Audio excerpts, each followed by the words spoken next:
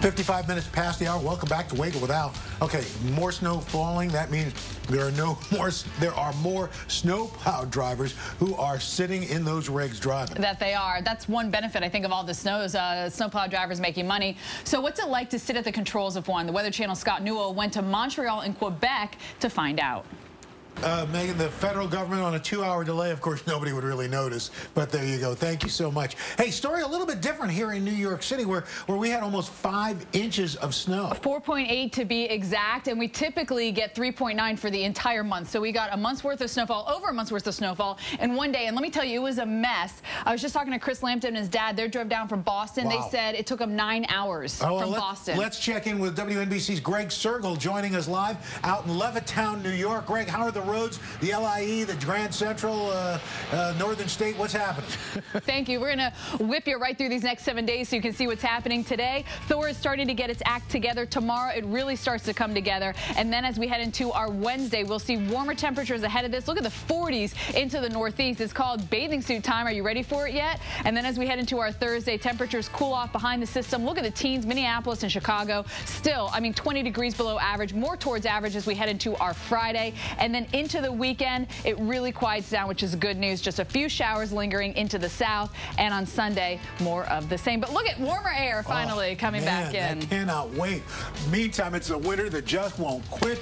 Talk about your overachiever. Yeah. That's pretty cool. It is. I think that all little boys and girls would love to do that. That's right. Well, several inches of snow and ice for the northern plains and Great Lakes. Yet on the other hand, we've got heavy thunderstorms for some of our friends in the south. All thanks to Winter Storm Thor. Right now, it's gaining steam in the west. We're going to show you the timing and what you can expect. They're upgrading stuff. They're downgrading. The federal government, again, okay, you got a 2-hour delay. No, just kidding. Psych.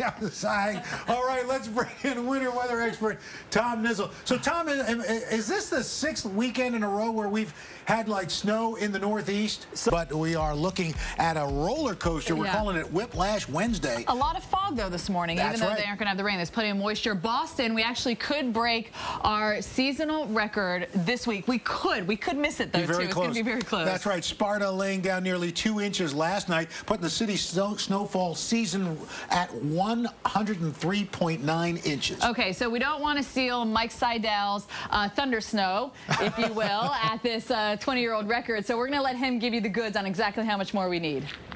We need 3.8 at this point.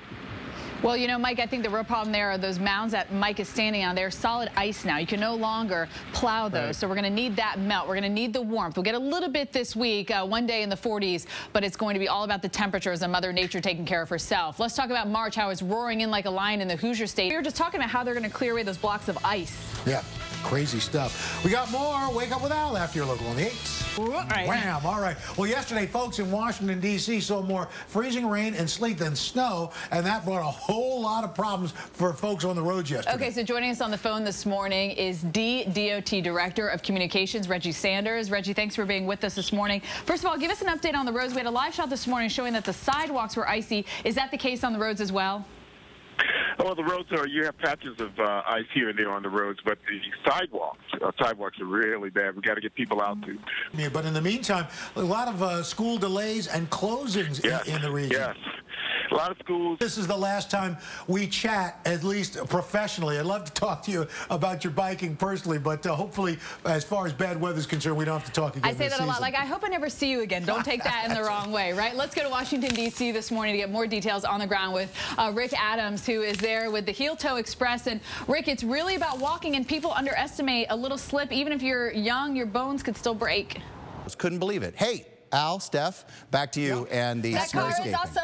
That's right. And we'll find out who's more landscape, Jim, Sam, or Jen.